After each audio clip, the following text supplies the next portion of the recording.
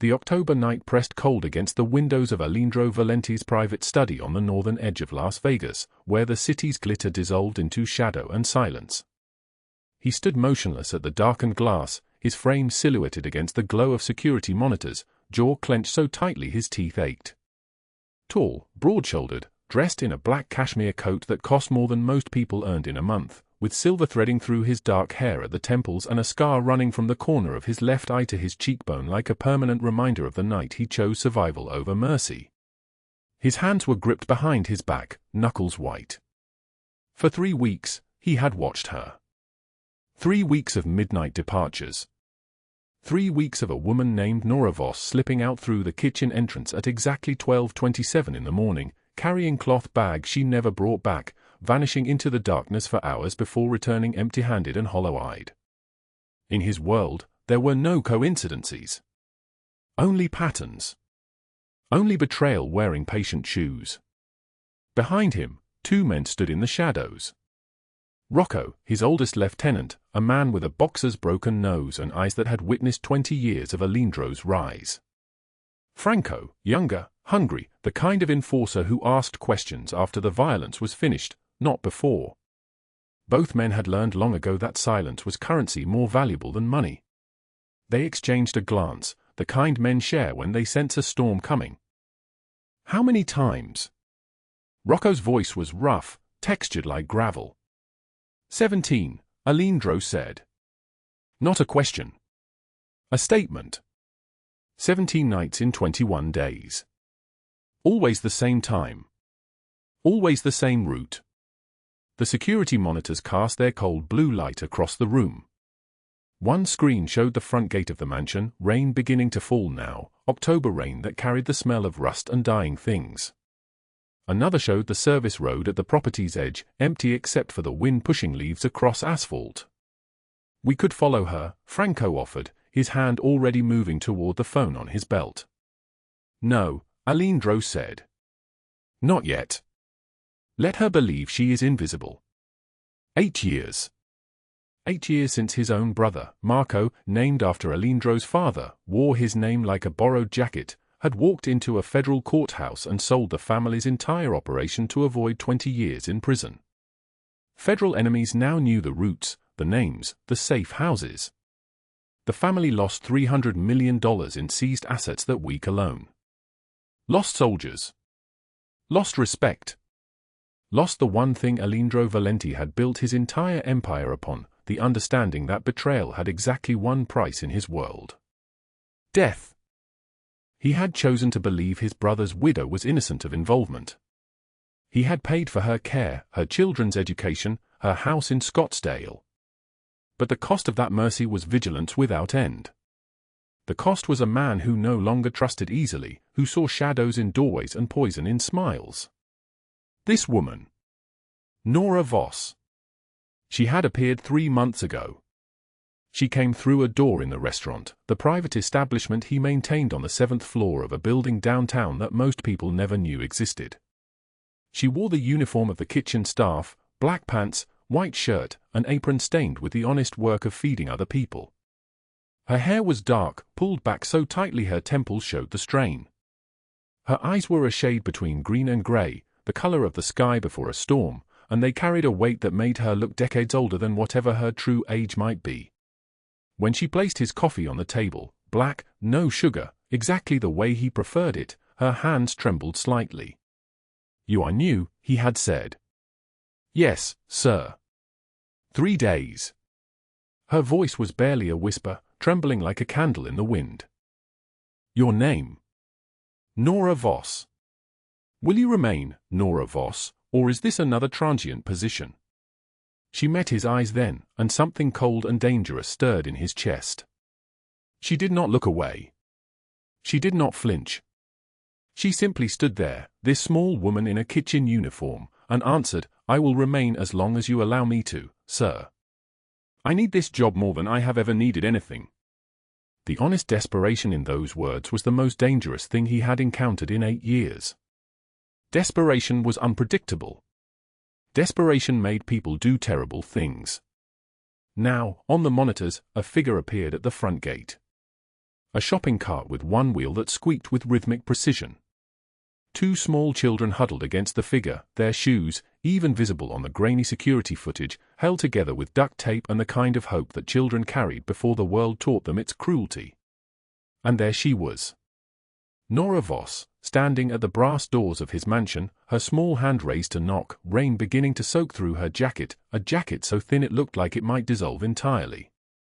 Rocco took a step forward. "Should we?" "No," Aleandro said. His voice was deep and solid, like an oath spoken in a tomb. "Let her knock."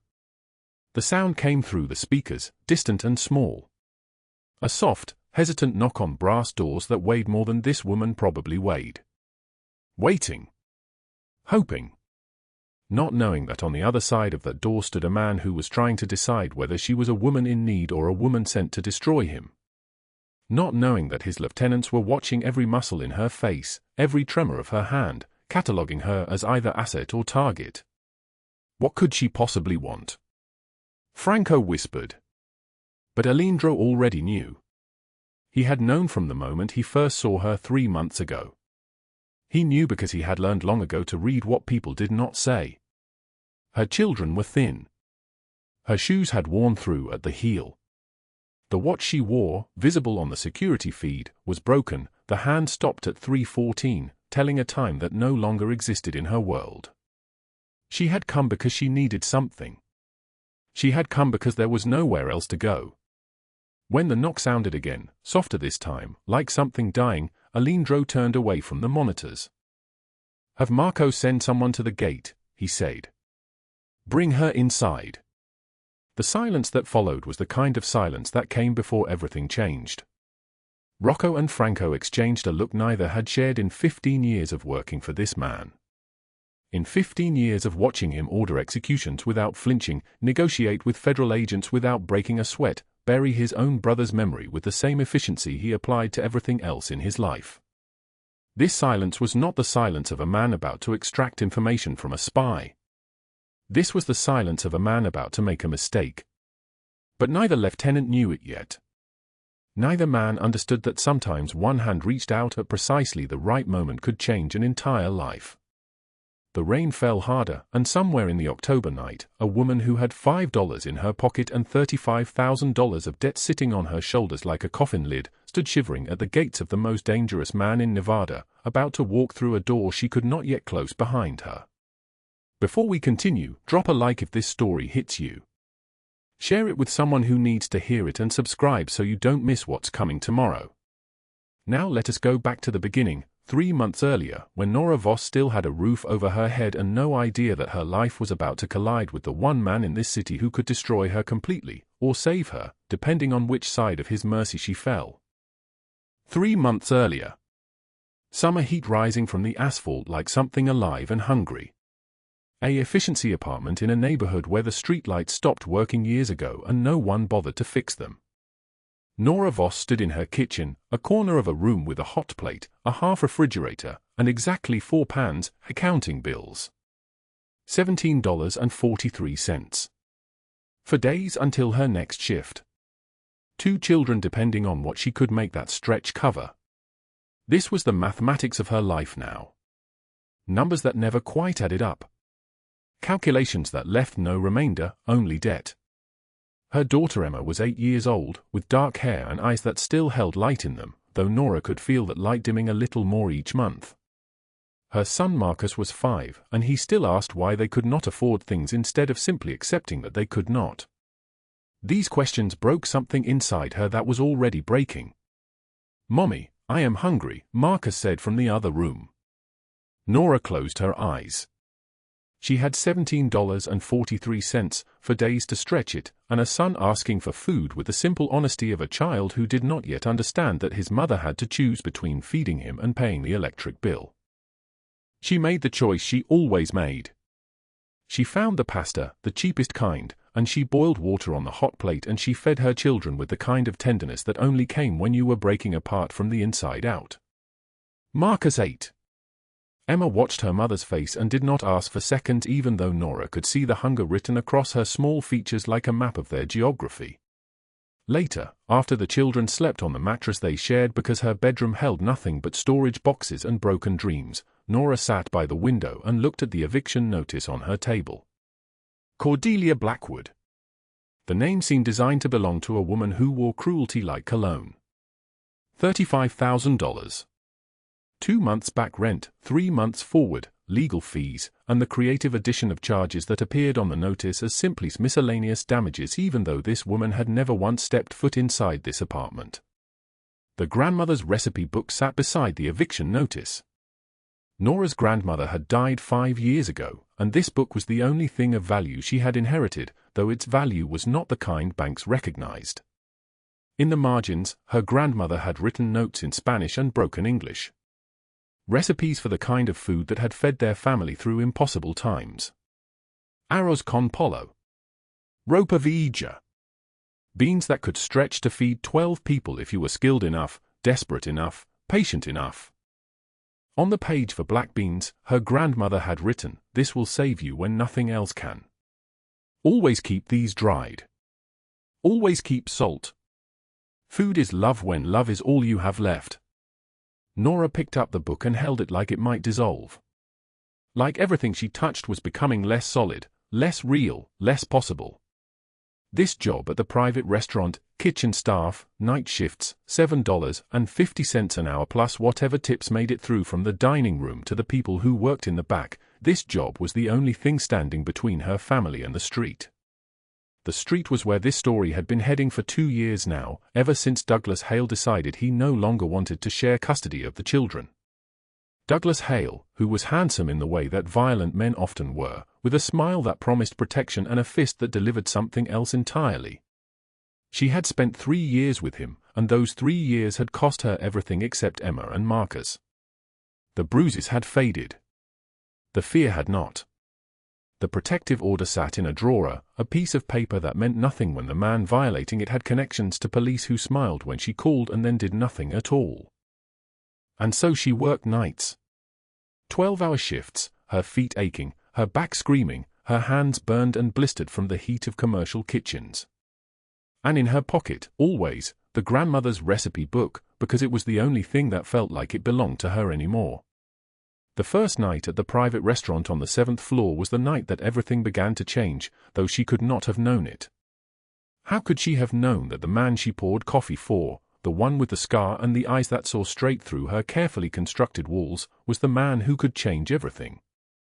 How could she have known that in 3 weeks, she would be standing in the cold October rain at the gates of his mansion, about to knock on a door that would open onto a world she did not yet understand? She could not have known. So she simply poured his coffee, trembled slightly, and whispered, "Will there be anything else, sir?" And Aleandro Valenti, who did not believe in coincidence, who did not believe in mercy, who had taught himself to survive by trusting no one, looked at this small woman with her desperate eyes and her daughter waiting somewhere in the world for her to come home, and something cold and dangerous stirred in his chest. Something dangerous was beginning to move. 3 months earlier, in the suffocating heat of mid-July, Las Vegas pressed down on the city like a hand squeezing all the air out. The thermometer outside the corner market read 117 degrees, but Nora Voss felt colder than she had ever felt in her life. She walked east on Fremont Street at 5 in the morning, before the heat could kill her, pushing a shopping cart with one wheel that squeaked in rhythm with her footsteps. The squeaking echoed off the empty storefronts, a lonely metronome marking time in a city that never truly slept. Inside the cart sat cleaning supplies, a change of clothes, and a water bottle she refilled from the kitchen tap at home. In her pocket, $5. That was everything. Not $5 in the bank. Not $5 left after bills. $5 total. All the money that existed between her and the absolute bottom. Her name was Nora Voss. She was 27 years old but looked 40. Her hair, once dark and thick, had thinned from stress and poor nutrition. Her eyes were the color of wet concrete, and they held the kind of exhaustion that sleep could not fix. She wore a uniform from the downtown hotel where she worked, gray polyester with a name tag that read housekeeping, purchased 5 years ago and now threadbare at the seams.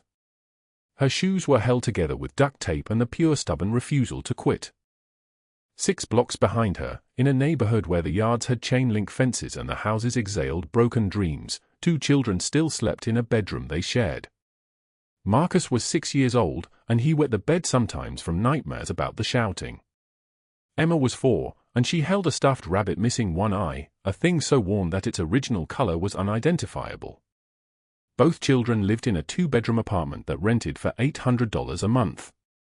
Nora had not paid rent in 4 months. The hotel job lasted 12 hours.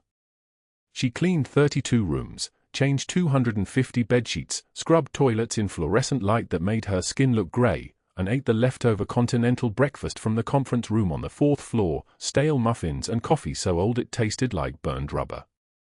The guests left tips sometimes. Today, they left nothing. One woman had actually called her back to ask if she had stolen the guest's expensive face cream. Nora had stood in the doorway, hands shaking, and said, "No, I would never," and the woman had smiled like she did not believe her, and Nora had finished the room while fighting the urge to scream. This was her life. 5 in the morning to 5 in the afternoon. Then she took the bus, if she had bus fare, or she walked home carrying whatever groceries she could afford. At the corner store, she bought rice in bulk, dried beans, flour, oil. She did not buy meat. She did not buy cheese. She bought whatever made the most meals for the least money, and she stretched it like a magician pulling scarves from a hat. The apartment was small enough that you could stand in the kitchen and see into both bedrooms. The landlord had painted the walls a color that used to be white but had aged into something closer to nicotine.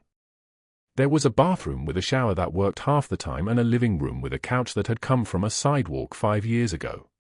She had made a home out of nothing, and still it was slipping away from her like water through open fingers. 3 nights a week, Nora volunteered at the Sunrise Shelter on Las Vegas Boulevard. She had started volunteering there 2 years ago because the shelter had offered her a warm place to sleep one night when Douglas Hale had broken her collarbone and she couldn't go home. The director, a woman named Patricia with gray hair and the kind eyes of someone who had seen too much, had taken one look at Nora's swollen face and had not asked questions. Patricia had simply made up a cot in the storage room and left a blanket and a bottle of water. The next morning, Nora had woken up still alive, and she had promised herself that she would find a way to do that for someone else. So 3 nights a week, after her hotel shift, after picking up Marcus and Emma from the neighbor's apartment, after feeding them dinner and putting them to bed, she would walk for blocks to the shelter carrying her grandmother's recipe book. It was the only thing of value she owned. The book was bound in cloth that had faded from forest green to something closer to ash, and it fell open naturally to the pages her grandmother had written on, recipes in careful handwriting, notes in the margins about which dishes the family loved most, small sketches of decorations and presentations. Her grandmother had been a cook in Havana before she immigrated, before she taught Nora to make black beans and rice that could taste like home. At the shelter, she would sit with the children in the common room and read to them, or she would help in the kitchen, teaching the volunteers how to make food that was nourishing and didn't taste like hospital meals. The children loved her. They climbed into her lap and fell asleep against her shoulder. They told her things they told no one else. And Nora, who had very little in the world, gave them everything she had. On a Tuesday night in late July, a girl was brought to the shelter around 9 p.m. She was 7 years old, small for her age, with dark hair and dark eyes that had seen something no 7-year-old should see. Her name was Emma Valenti. She was wearing a designer dress that looked like it cost more than Nora's entire monthly rent, but the dress was torn at the hem and stained with something brown. Her shoes were Italian leather. She was terrified. Patricia pulled Nora aside in the hallway, her voice low and careful. "This one won't talk to anyone. She's been crying for hours. She arrived here through her anonymous call to our intake line. The caller said only that the child needed safety and could not go home. The child will only say her name. Nothing else." Nora looked through the doorway at this small girl sitting alone on a cot, her legs swinging slightly above the floor, her eyes fixed on nothing. Something in that posture reached into Nora's chest and gripped her heart. She recognized something of herself in that child. The way she was trying to be small enough to disappear. Nora sat down beside her and did not speak. They sat in silence for a long time, and the shelter's nighttime sounds moved around them, the hum of the refrigerator in the kitchen 2 rooms away, someone crying softly in another bed, the air conditioning struggling against the desert heat. Minutes passed like hours. Nora waited. Finally, Emma turned her head slightly. Her voice was barely audible. "Will he find me?" "Who, sweetheart?" "My daddy. The people said he didn't know where I was. They said if I told him, he would, if he knew." Emma's small hands clenched the bedspread. "Will he find me?" Nora placed her hand over Emma's hand. "Can you tell me your daddy's name?" The child looked at her with such vulnerability that Nora felt something break inside herself. Emma whispered, "Emma Valenti. I am Emma Valenti. My daddy is Aleandro." The words landed like a stone dropped into still water. Patricia found Nora 10 minutes later, still sitting beside the sleeping child. Patricia's face was white. "Nora. Did she say her last name?" "Valenti." Patricia sat down on the adjacent cot. Her voice dropped to barely a breath. "Aleandro Valenti. Nora, that man runs half the criminal enterprises in this city. If he learns that this child came through our shelter, if he thinks we had anything to do with her disappearance." She did not finish the sentence. She did not need to. "We have to find a way to reach him. We have to return her. We do not have a choice." But Nora was not thinking about safety protocols. She was thinking about a 7-year-old girl in a torn designer dress who had asked if her father would find her. She was thinking about the way the child had finally fallen asleep, one small hand gripping Nora's sleeve. She was thinking about the fact that she knew how to cook. She knew how to make things that tasted like love. She knew how to reach people through food. And she was thinking about her $5 and her grandmother's recipe book with the notes in the margins, and the way that sometimes the only currency that mattered was courage. The decision crystallized in her chest like a crystal forming from water. She did not know if it was brave or stupid or both at once. She only knew that this child needed her father, and Nora needed to find him, and the only way Nora knew how to prove herself to anyone was through cooking. 3 weeks later, on an evening in late October when the desert wind carried a bite of coming winter, Nora stood at the corner of Las Vegas Boulevard and 6th Street. She wore her only decent clothes, a black dress purchased from a thrift store for $8. Her hair was pinned back carefully. In one hand, she held Emma's hand. In the other, she held her grandmother's recipe book, clutched like a shield, like a prayer, like the only thing standing between her and the abyss. The brass doors of Valenti's private restaurant gleamed in the sunset light. The brass doors of Valenti's private restaurant swung inward, and the warmth hit her like a slap across the face. Garlic and red wine and olive oil hung in the air like a benediction, and beneath it, the faint sound of Italian music drifting from hidden speakers. Nora's fingers tightened around Emma's hand. The child wore a borrowed dress, navy blue with a white collar, and her dark eyes were fixed on the back of the restaurant where a single booth sat occupied. The man in the booth did not look up immediately. A figure moved toward them from the shadows near the bar, hand already sliding inside his jacket. Rocco. Tall, broad-shouldered, with a scar running from his left temple to his jawline and eyes that had seen things that could not be unseen.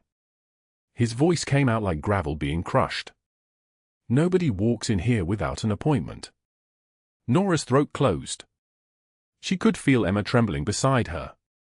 The recipe book in her other hand felt suddenly weightless, meaningless, like she was holding air and calling it a shield. She forced the words out. "I have your daughter."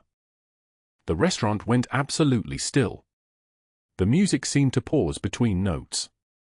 Even the kitchen sounds, the hum of refrigerators, the tick of a clock somewhere, they all fell away into nothing. Aleandro Valenti rose from the booth in one fluid motion. He was taller than she had imagined from the photographs Emma had drawn, 6'3", maybe more, with shoulders that seemed to stretch the width of his custom-tailored suit jacket. The suit was black, the shirt beneath it white silk, and silver had begun to work its way through his dark hair at the temples like frost across winter grass. His eyes were storm grey and empty, the eyes of a man who had learned long ago not to hope for anything. A scar ran from his right eye to his cheekbone, thin and white, and there was a gold watch on his wrist worth more than Nora had earned in the past 5 years combined. He moved across the restaurant floor in 4 strides. His men, Rocco and another man, this one broader, this one named Franco, stepped back instinctively. Aleandro stopped in front of Emma. He looked down at her small face, her dark eye so like his own, and something inside him cracked open like ice beneath a spring thaw. His hands came up, trembling slightly as they touched her face. "Bambina! My Bambina! You are here! You are real!" Emma's small arms wrapped around his neck, and Aleandro Valenti collapsed to one knee, holding his daughter like she might dissolve into smoke if he loosened his grip even slightly. His shoulders shook. Tears ran down his face, silent and terrible and absolute. Franco and Rocco exchanged a look that neither had seen in 15 years of serving this man. In all that time, through betrayals and bloodshed and the 1,000 small cruelties that defined their world, they had never seen him cry. Aleandro held Emma for a long time. When he finally looked up at Nora, his eyes were wet and dangerous at once. "Who are you?" Nora's voice shook. It trembled like a candle in the wind. "My name is Nora Voss. I work at the shelter on 5th Street. Emma has been there for 3 weeks. She talked about you every single day. I brought her here because she kept saying that her daddy was looking for her, and I thought maybe you should know where to find her." She opened the recipe book with shaking hands. The pages were worn soft, the margins filled with handwriting in faded blue ink. Notes from her grandmother. Measurements and love, written side by side. "I can cook. I know how to make things that taste like home. I need work. That is all I am asking." Aleandro rose to his feet, Emma still in his arms, and studied Nora with the intensity of a man examining an X-ray for hidden fractures. He saw the duct tape holding her shoes together. He saw the way her collarbone stood out too sharply beneath her thrift store dress. He saw the desperate hope she was trying so hard to hide, and something in him, something that had been dormant for 8 long years, stirred awake. He made a decision in that moment that would change both of their lives, though he did not know it yet. "You start tomorrow," he said. His voice was deep and solid like an oath. "Not cooking. You will watch Emma during the day. She trusts you, and I trust her judgment." He paused. "I will pay you $4,000 a month." Nora's knees nearly buckled. $4,000. In 1 month, that would be enough to. But then Aleandro's eyes narrowed. The warmth that had flooded them while holding Emma receded like the tide going out. "Rocco will drive you home tonight. I need to know where you live." She gave him the address, the words coming out smaller and smaller, because she already knew what that information meant. It meant he would verify her story. It meant he would check every detail, and when he did, he would find everything: the eviction notice, the debt to Cordelia Blackwood, the hospital records from Douglas Hale's worst beating. He would find all of it, and he would question why she had not told him. The car pulled away from Nora's apartment building 40 minutes later. Rocco sat in the driver's seat, watching the building through the darkness, watching her light come on in a third-floor window, watching her children's silhouettes move across the glass. His hand moved to his phone. "Boss, that neighborhood," Rocco's voice crackled through the line. "She has got nothing. The building is scheduled for demolition. There is a foreclosure notice taped to the door." Aleandro stood in his office, surrounded by monitors showing every security camera angle of his mansion, his restaurants, his legitimate businesses and his illegitimate ones. He was still tasting his daughter's hair, still feeling the weight of her in his arms. But his mind was already moving into the dangerous territory where it always went, the place of calculation and suspicion. "Then why," he said quietly, "does she look like she is hiding something?" 6 weeks passed like a season changing. Nora moved through Aleandro's mansion like she belonged there, though she knew with every step that she was walking a tightrope stretched across an abyss. She had been given a room in the East Wing. She had been given clothes, designer pieces that fit her properly for the first time in years. She had been given a salary that, when it came through to her bank account, made her cry into her pillow for an hour. But she had also learned something that terrified her: she was falling in love with her employer. It happened in small moments. The private library on an October afternoon, sunlight streaming through tall windows and turning the air golden. Emma was doing homework, sitting at a small mahogany desk, when Aleandro appeared in the doorway. He watched for a moment without speaking, and then Emma looked up and ran to him, and he scooped her into the air, spinning her around while she laughed. Nora sat in the corner of the room, watching them, and felt something in her chest crack like old ice. "Daddy, Nora helped me with the reading," Emma said. "I can read the hard words now?" Aleandro's eyes moved to Nora over his daughter's shoulder. He set Emma down and sat beside her at the desk, and for 20 minutes, they were almost a family. A father and his daughter, and the woman who loved them both, and the world outside, the violence, the betrayals, the 8-year-old wound from his brother's treachery, all of it seemed very far away. But what Nora did not know was that Aleandro was already beginning to watch her. 3 nights a week, she left the mansion at midnight. She carried bags out through the service entrance. She returned 2 hours later, the bags empty. Rocco followed her once and reported back. She went to a warehouse on the edge of the city, met with a woman there, handed off the bags, and left. No money exchanged. No conversations overheard. Aleandro's lieutenant Franco was the one who put it together. He came into the office at 2 in the morning with a file. Inside the file was surveillance footage from the warehouse, and in that footage was Nora's face next to the faces of 7 other women, all of them looking thin, all of them looking frightened, all of them looking like they were receiving something that mattered more than money. Groceries. Clothing. Medicine. Bedding. Nora Voss was walking through a shelter in the middle of the night, handing out supplies to homeless women. But Aleandro did not see it that way. Not yet. His brother had walked into his office 8 years ago with a smile, and 4 hours later, federal agents had been raiding his warehouses. His brother had whispered federal secrets to a prosecutor in exchange for witness protection.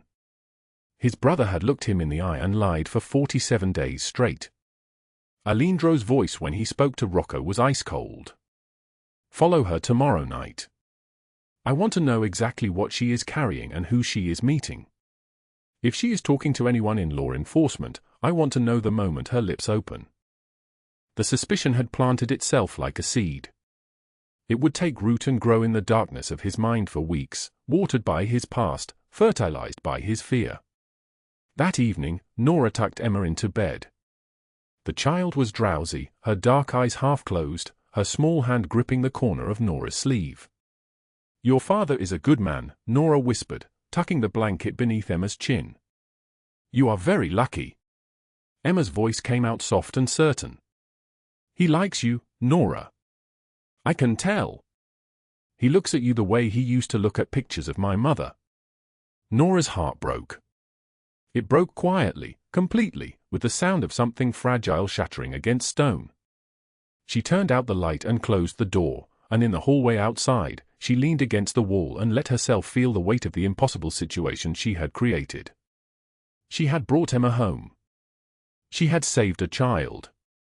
But in doing so, she had walked through the brass doors of a world where trust was a weapon and love was a liability, and she had fallen in love with a man who, by the mathematics of his world, might already be planning her execution. Outside the mansion, in the October darkness, Rocco's car waited in the shadows. The kitchen was silent except for the wind rattling the windows like something desperate trying to get in. October cold had turned the Nevada night savage, and inside the mansion's marble-floored kitchen, Nora stood with her hands trembling, a plastic bag of food at her feet. Aleandro Valenti stood across from her, his dark eyes burning with the kind of suspicion that had built empires and destroyed them. Behind him, Rocco and Franco flanked the doorway like monuments to violence. His voice when he spoke was ice-cold, each word a blade wrapped in venom. "Who are you working for?" Nora's mouth opened. Nothing came out. "The FBI? A rival family?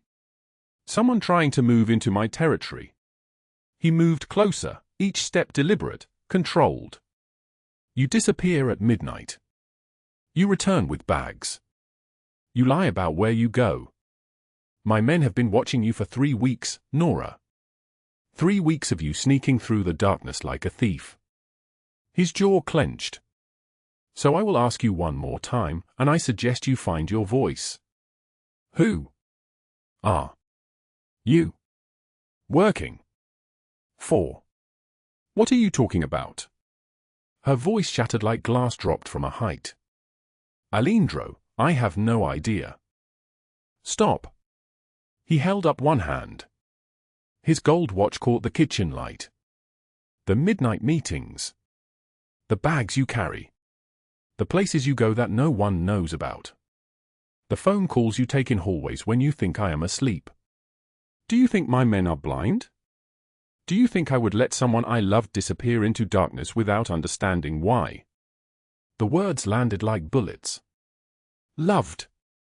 He had said it without thinking, and now it hung in the air between them, irretrievable. Nora's hand shook as she reached for her phone. Her fingers fumbled with the screen. When she turned it toward him, the photographs were blurry but unmistakable. Children sitting at tables. Children eating. Children with plates of pasta and rice and vegetables, their faces lit up with the kind of joy that comes from being fed when you thought you would starve. The shelter, she whispered. Emma's shelter. Every night I cook using my grandmother's recipes. I make enough food for all of them. I have been feeding them, Aleandro. Not betraying you. Feeding children. For a moment, the kitchen seemed to hold its breath. Rocco exchanged a look with Franco that neither had exchanged in 15 years of service. Their boss's expression shifted through disbelief, relief, and then something deeper, something that looked almost like shame. Then Nora's phone rang. The sound cut through the moment like a siren. Her daughter's voice came through, high and terrified and alone. Mom? Someone's trying to break in. The door is, Mom, I'm scared. He's trying to break in. Everything stopped. Everything after that moment moved at the speed of desperation. Nora ran. She ran through the October night in a jacket that belonged to a woman who had owned coats, and the cold cut through her like a blade made of bitterness and shattered promises. 6 blocks. Her breath visible in the frozen air. Dead leaves scattered around her feet like animals fleeing a fire. Her lungs burned. Her vision blurred. Rain began to fall, cold, sharp, punishing rain that soaked through to her skin and made her feel like the sky itself was trying to drown her. One thought consumed her. One terrible, absolute thought: I cannot save them. I cannot save myself. 8 years of running and he always finds me. The police will not come. No one will help. Her legs gave out 2 blocks from the apartment. She collapsed against a brick wall, rain hammering down, and for one terrible second she thought about giving up. About lying down in that cold and letting the darkness take her. Then she remembered. A child's drawing. Emma's drawing from last week. Paper folded in her jacket pocket, slightly damp, the crayon words barely legible: You are brave. Nora stood. 3 blocks away, Aleandro saw her on the security cameras. He saw her collapse and rise again, and something in his chest twisted with a rage so pure it had no words. He made one call. Now, he said. Move now. 12 black SUVs moved through the Las Vegas streets like ghosts. They arrived at her apartment building in 37 seconds. Douglas Hale stood at her door with a crowbar, kicking, his shoulder pressed against the frame, the wood splintering under the force of his weight and his madness. When he turned and saw the cars pulling up, when he saw the men in black emerging like a tide of vengeance, his face went white. Aleandro stepped out of the lead vehicle. He moved with the deliberation of a man who had never been forced to hurry in his entire life. His voice cut through the October night like a prayer made of iron: Step away from that door. Douglas Hale looked at him. Really looked at him. And in that moment, he understood that whatever he had been before, whatever violence he thought he possessed, it was nothing compared to what stood before him now. He ran. Franco caught him on the third-floor landing. The man tumbled down 6 steps, crying out, his body hitting each edge. When Rocco picked him up, Douglas was trembling like a cornered animal, tears streaming down his face, his voice broken and begging, "I didn't know she was yours. I didn't know. Please, I didn't know." Aleandro's response was delivered with the absolute finality of a door slamming shut forever. She was never yours to touch. The federal agents arrived within the hour. They came with warrants that Aleandro had been gathering evidence for, documents he had compiled through investigators and informants, a paper trail that led directly through Douglas Hale's obsession, his stalking, his violence. Douglas Hale was led away in handcuffs, his screaming fading down the hallway like a siren moving into the distance. But Aleandro was not finished. The next morning, federal agents surrounded Cordelia Blackwood's properties. Every building, every office, every warehouse.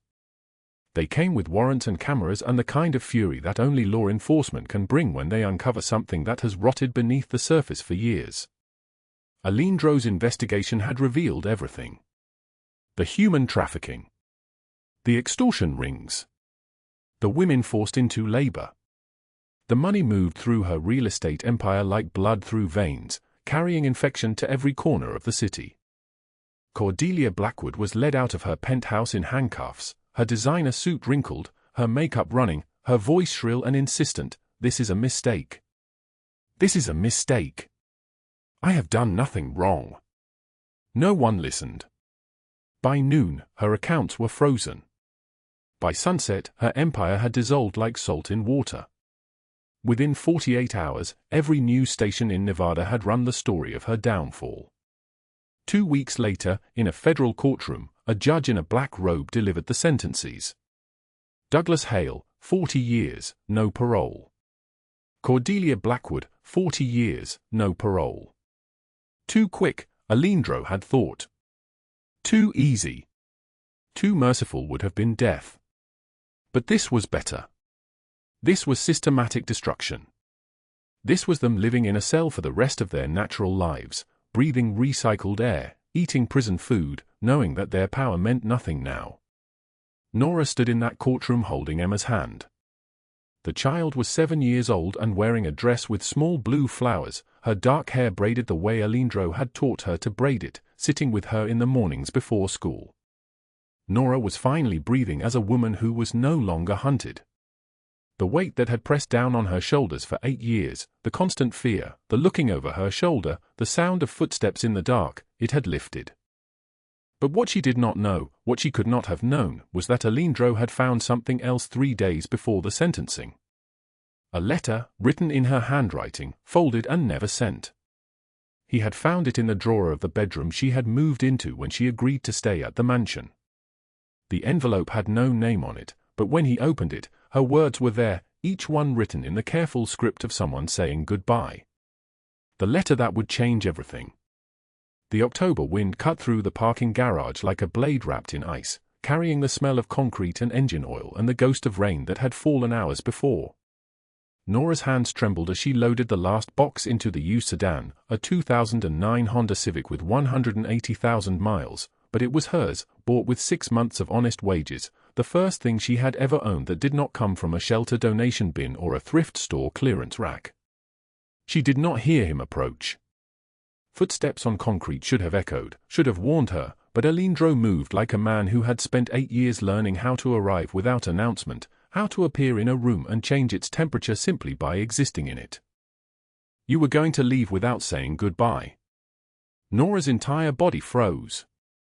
The cardboard box in her hands, filled with her grandmother's recipe book, 3 changes of clothes, Emma's drawings, suddenly weighed 1,000 pounds.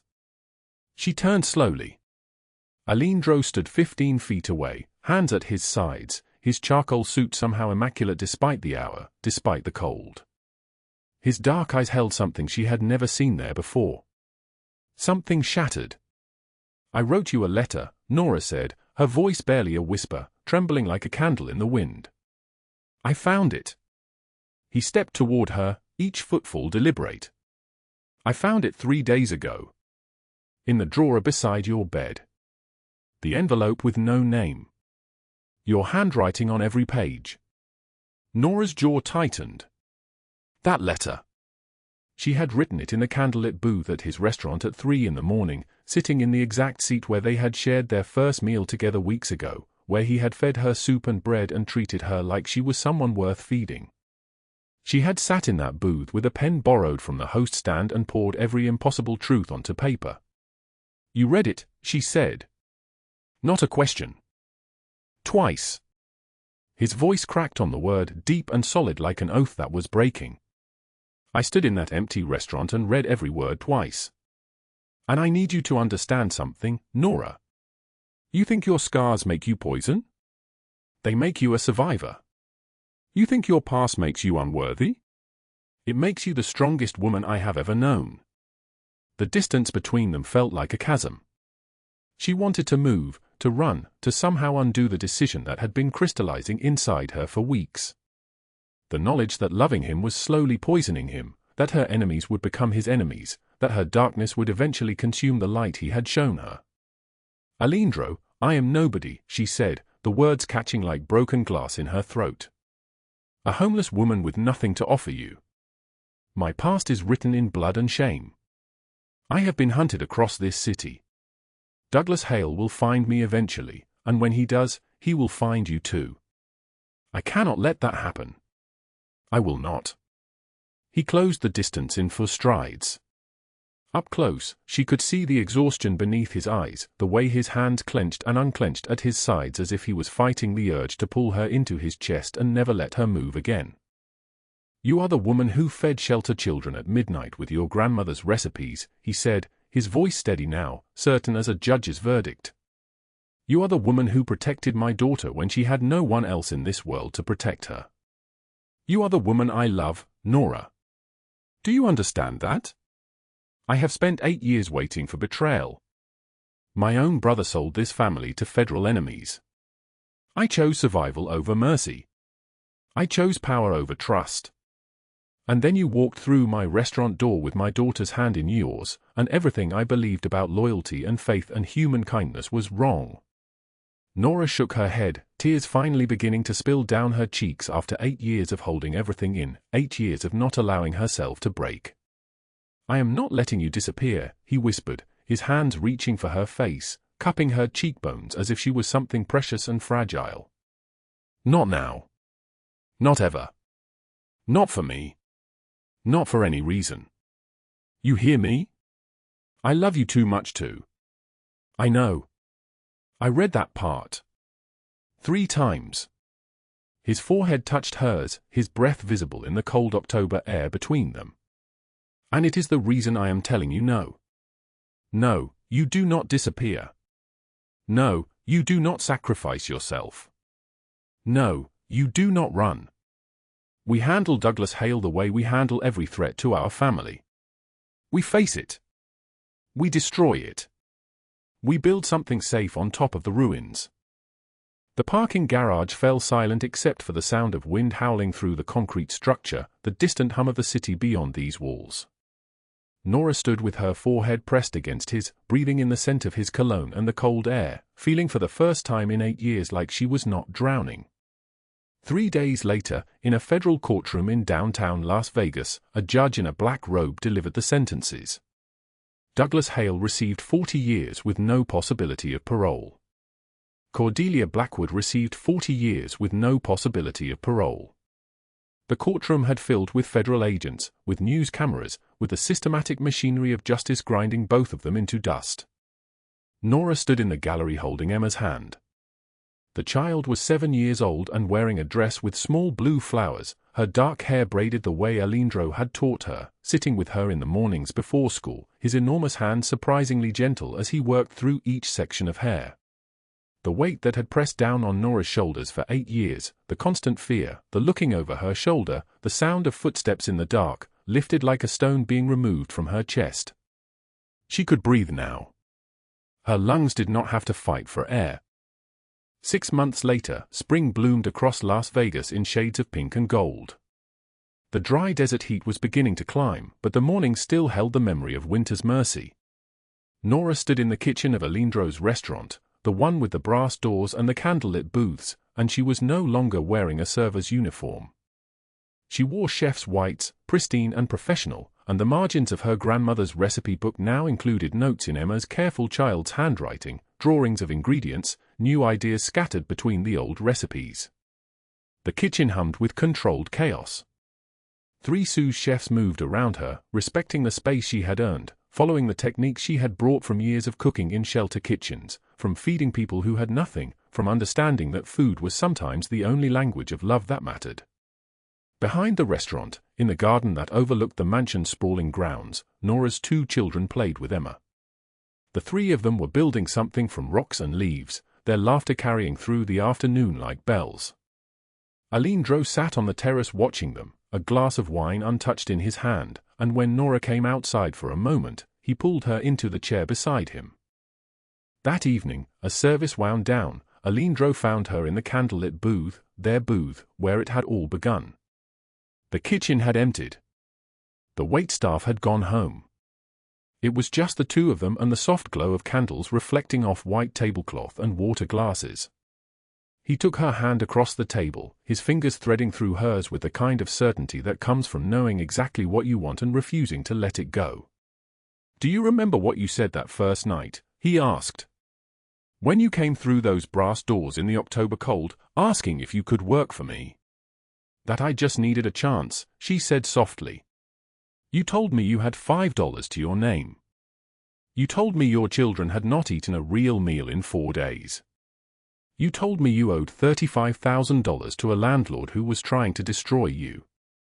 He raised her hand to his lips, pressing a kiss against her knuckles. "You gave me more than a chance, Nora. You gave me a reason to trust again. To love again. To believe that not everyone leaves. That not everyone betrays. That sometimes a person can walk through your door and remake your entire understanding of what it means to be human." The camera would have pulled back through the restaurant windows at that moment, showing them together in the candlelit booth, showing the life they had built from ashes and courage, from impossible choices and the kind of love that does not ask permission to transform everything it touches. If this story moved you, hit that like button right now. Share this with someone who needs to hear that their past does not define their future. Subscribe because tomorrow we have another story that will remind you why courage matters. Drop a comment telling me, have you ever taken a chance that changed everything? I read every single one. This is not just a story. This is a reminder that redemption is real, that love can grow in the darkest places, and that sometimes the most dangerous doors lead to the safest homes. Sometimes one hand reached out at the right moment can change an entire life. Thank you for staying with us until the very end. We will see you again in the next video.